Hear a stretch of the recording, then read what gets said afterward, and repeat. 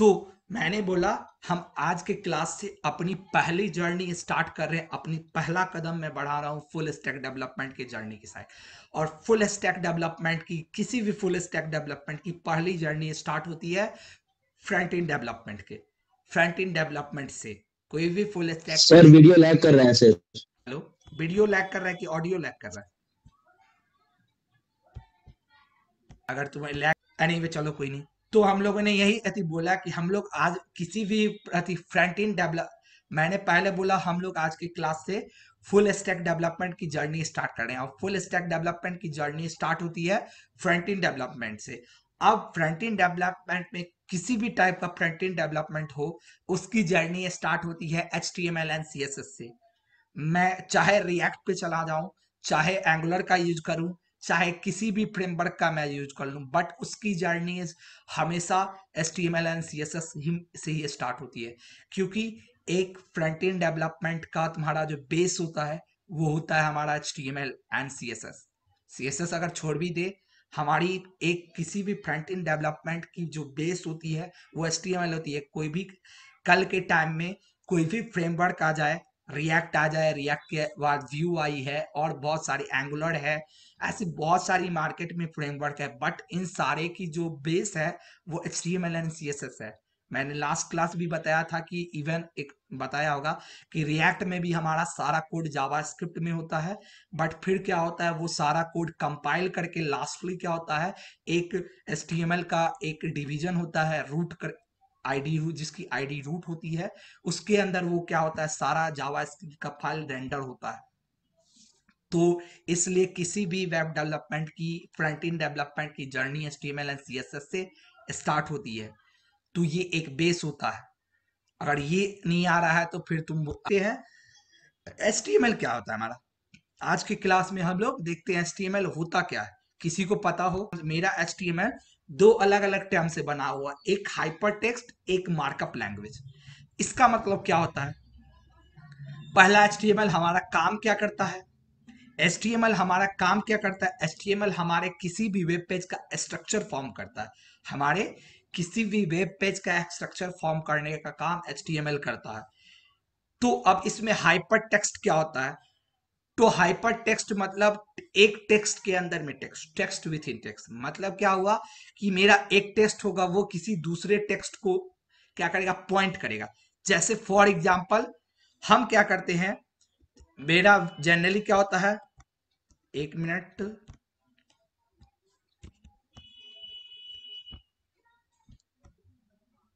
Okay.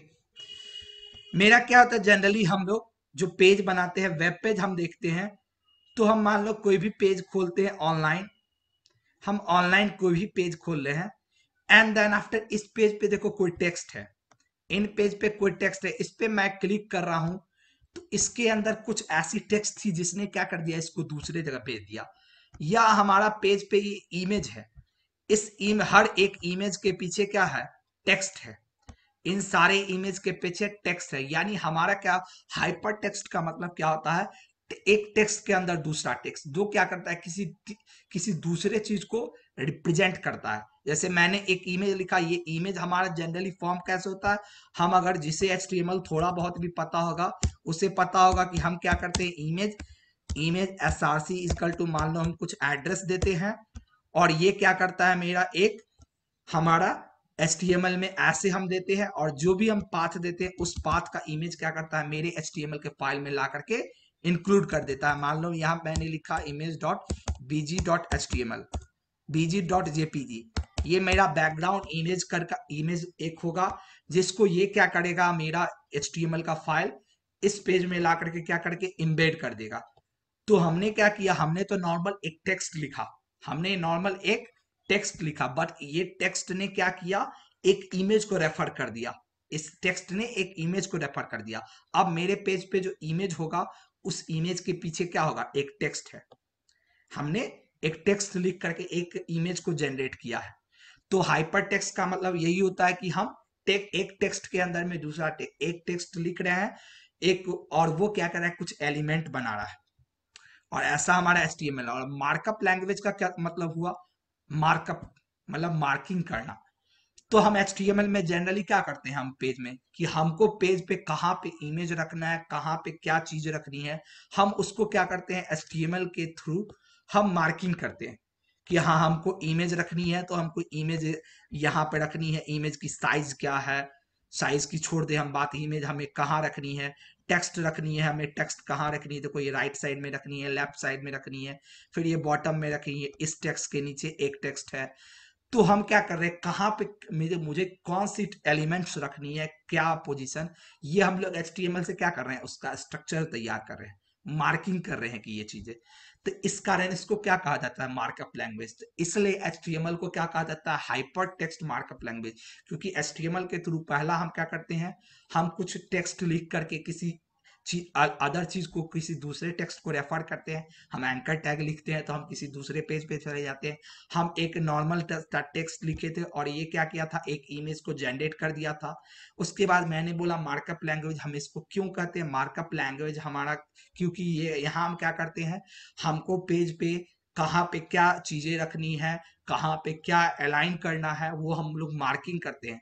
जैसे for example अगर हम बोले रियल लाइफ में, याद होगा कि अगर हमें आज भी हम अगर ड्राइंग करते हैं जमीन पे, गर्ल्स स्पेशली अगर रंगोली बनाते हो तो पहले क्या करते हो, एक अति में बॉर्डर मारते हो ना, एक करते हैं और फिर उसमें कलर भरने का काम कौन करता है, CSS। फिर उस पेज में कलर और डिजाइन भरने का काम CSS करता है।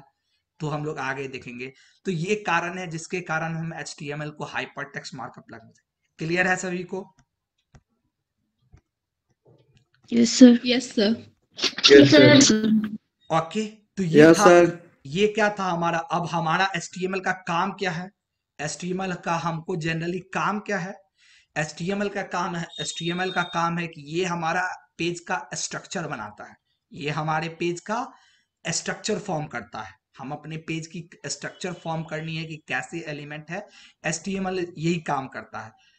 और आज के टाइम में, और हमारा एक बात याद रखो कि ब्राउजर कितनी भी एडवांस आ जाएगी, मेरी ये क्रोम की ब्राउजर, मेरी जो सर्च इंजन है वो हमेशा HTML ही समझेगी। मेरी ब्राउजर में जावास्क्रिप्ट को समझने के लिए ब्राउजर में हमें क्या करना पड़ता है, जावा आगे पढ़ोगे जब हम जावास्क्रिप्ट देखेंगे तो जावास्क्रिप्ट हमारा ब्राउजर समझे, इसके लिए जावास्क्रिप्ट की एक इंजन डालनी पड़ती है, जो हमारा क्रोम का जो था, क्रोम में भी डाला हुआ है हमारा सर्च इंजन, जिस जावास्क्रिप्ट इंजन, जिसको हम V8 कहते हैं। ये एक गूगल ने बनाया है अथी में, ये V8 इंजन ही है जो हमारा क्या करता है, ब्राउजर को इनेबल करता है कि आप जावास्क्रिप्ट की कोड समझ सको। मोबाइल में बहुत टाइम तुम लोगों ने देखा होगा, कभी कोई वेबसाइट ओपन करते हो तो लिखता होगा कि प्लीज इंश्योर योर ब्राउजर है जावास्क्रिप्ट इनेबल्ड, क्योंकि वहां पे ये V8 इनेबल्ड नहीं रहता है। तो V8 इनेबल्ड नहीं रहता है तो हमारा क्या करेगा, वो मेरा ब्राउजर उस पेज पे जो भी जावास्क्रिप्ट का, उस वेबसाइट पे जो भी जावास्क्रिप्ट का कोड लिखा होगा उस कोड को वो समझ नहीं पाएगा, वो उसको नहीं। तो ये होता है, लेकिन हमारा बाय डिफॉल्ट हमारा ब्राउजर हमेशा HTML समझता है, हमारा हमेशा वो HTML समझता है। इसलिए होता है कि हम जब भी हम वेब पेज बनाना स्टार्ट करते हैं, वेबसाइट डिजाइनिंग स्टार्ट करते हैं, हम हमेशा अपना जर्नी HTML से स्टार्ट करते हैं। क्लियर है?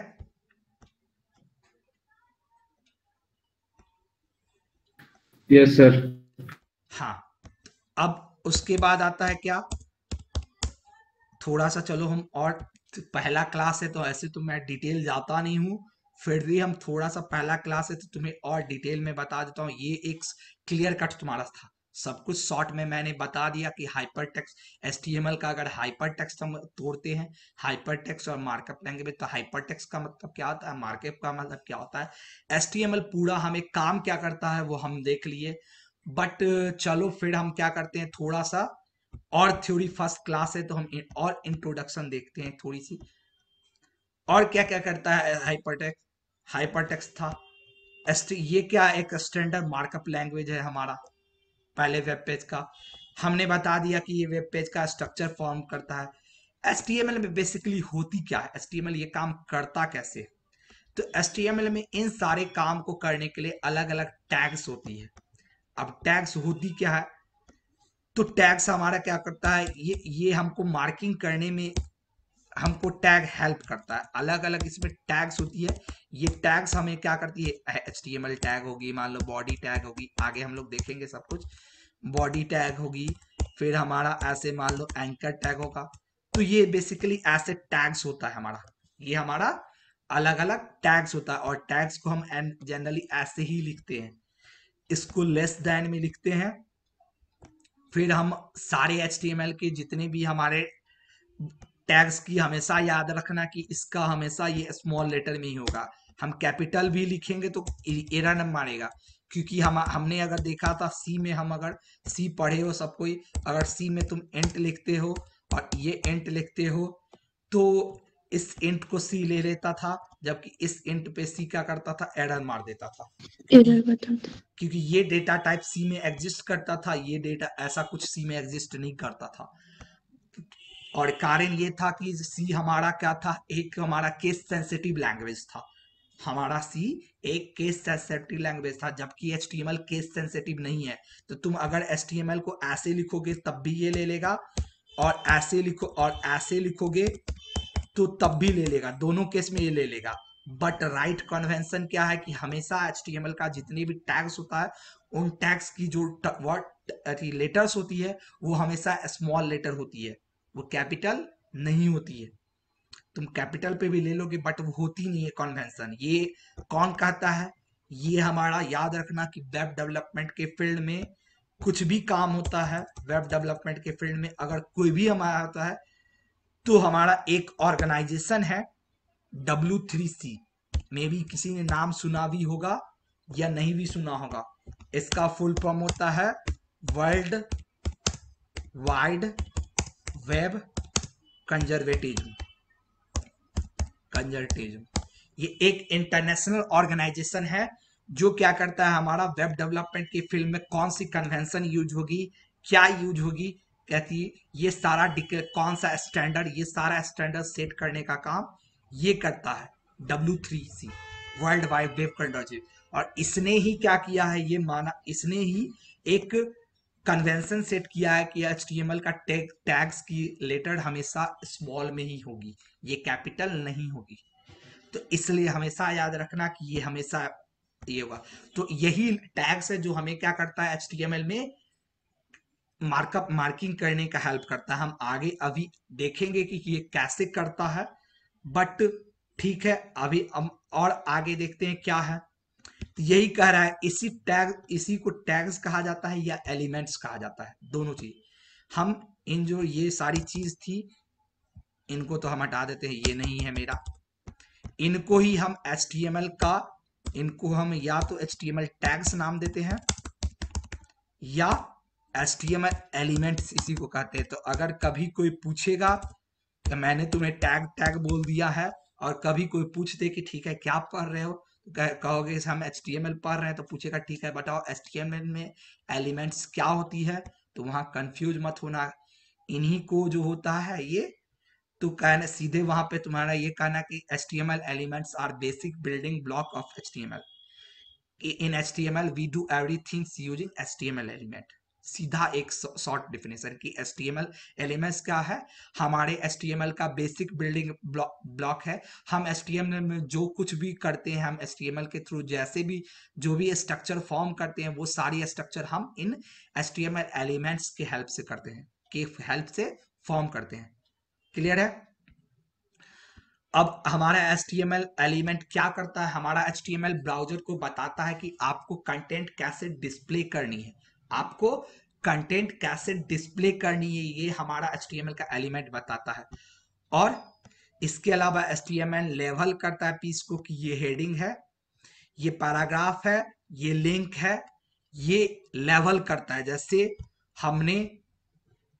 हमने एक लिखा H1, और यहाँ पे अगर जिसने HTML पढ़ा होगा, किसी ने, बहुत कोई तुम लोगों में पढ़े हुए हैं था कि हाँ, तो मुझे जिसने पढ़ा होगा वो कोई टैग नहीं होता है। एट्रीब्यूट्स हमारा क्या होता है, वो आगे हम देखेंगे कि एट्रीब्यूट्स बेसिकली हमारे किसी भी टैग के फंक्शनैलिटी को इनहेंस करता है। तो ये जैसे यहाँ पे हमने एंकर के अंदर अगर HERF लिखा है, ये इसका फुल फॉर्म हेयर रेफरेंस होता है। तो ये हेयर रेफरेंस जो है ना, ये एक एट्रीब्यूट है जो मेरे एंकर टैग में, अब इसके अंदर मैंने डाल दिया मान लो home.html, और मेरा ये मान लो कोई एक पेज होगा, आगे हम देखेंगे कि इंडेक्स पेज होता है जनरली पहला पेज। हम लोग हमेशा किसी भी HTML पेज को अगर हमको इस विजन से बना रहे हैं कि हमको उसको कल जाकर के सर्वर पे डालना है, देखो ये भी चीज, मुझे ये चीज जानने में ना 3 दिन का टाइम लगा था। तुम्हें मैं 1 सेकंड में बता रहा हूँ, मुझे ये चीज जानने में 3 दिन का टाइम लगा था कि किसी भी पेज को अगर हम अगर ऑनलाइन डालने के विजन से बना रहे हैं, तो मेरा पहला HTML पेज का हमेशा क्या होगा, नाम index.html होगा। ये आगे हम लोग इन डिटेल डिस्कस करेंगे जब हम कोर्स में मूव ऑन करेंगे, इन डिटेल डिस्कस करेंगे कि ऐसा क्यों होता है। बट अभी के लिए ये याद रखो कि हम जब भी अगर कभी कोई वेब पेज वेबसाइट बनाते हैं या वेब पेज बनाते हैं, अगर उसको वेबसाइट बनाते हैं, एक बहुत ही मल्टीपल पेज की थी, ये हम लोगों ने लास्ट देखा भी था, और आगे भी हम लोग देख लेंगे कि क्या होता है वेब पेज, क्या होता है वेबसाइट। तो हम उसको क्या करते हैं, अगर जब हम वेबसाइट बनाते हैं और उसको इस विजन से बनाते हैं कि हमको इसको कहीं ऑनलाइन सर्वर पे डालना है, सर्वर मैंने बता ही चुका है, सर्वर में आई थिंक अब किसी को डाउट नहीं होनी चाहिए, यही चीज थी, यही कारण एलिमेंट्स भी कह रहे हैं। एंड सेकेंड एट्रीब्यूट्स, उसकी एट्रीब्यूट्स टैग और उसके, अभी सब कोई उप्स पढ़ रहे हो ना तुम लोग, सॉरी, क्लास के केस में मेरी क्या होती है, जो भी फंक्शन होती है उसको हम मेथड कहते हैं, ये मेथड्स है, और ये जो लेंथ ब्रेथ है जिसको लेकर के हम डेटा थी कुछ किसी में हम करते हैं, उसको हम एट्रीब्यूट्स कहते हैं। ये सर ने नहीं बताया?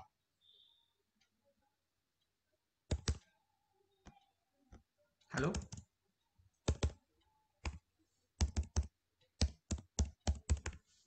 हेलो,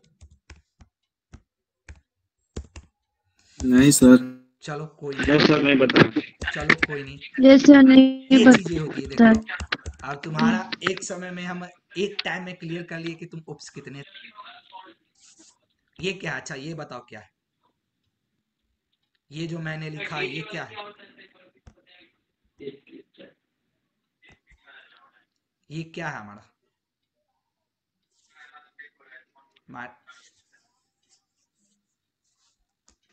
ये मैंने जो रेक्टेंगल ऐसे ये लिखा हुआ है, ये क्या है?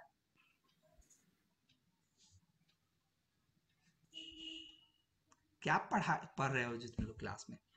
देख लो तुम्हारी कंसेप्ट कहाँ है, तुम लोग पढ़ क्या रहे हो? कंस्ट्रक्टर का नाम सुने हो? हाँ सर। सुने क्या हो तो तुम लोग क्लास कहाँ तक पढ़, उप्स में कहाँ तक पढ़ाई हो चुकी है?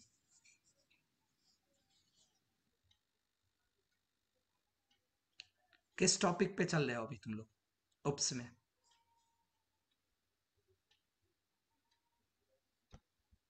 अभी लास्ट से। कमेंट नहीं कर सकता, he is also my teacher.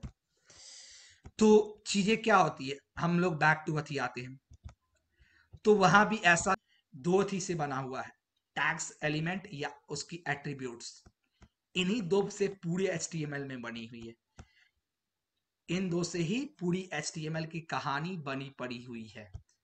इनमें जनरली होता क्या है, टैग्स होती है ऐसे, अभी मैंने देखा एंकर टैग हुई, तुम देख लो, अगर किसी भी मैं पेज की दिखाऊं तुम्हें कहानी, मैं किसी भी पेज की कहानी दिखाऊं, मैं अगर ATPLC की वेबसाइट की ही दिखाऊं, इनमें मैं राइट क्लिक, देखो लैपटॉप पे किसी भी पेज का तुम्हें, अगर लैपटॉप पे हो, यू आर ऑन लैपटॉप, तुम्हें किसी भी पेज की अगर देखनी है code, you can right click and go to view page source, तुम व्यू पेज सोर्स मार करके इसकी कोड देख सकते हो।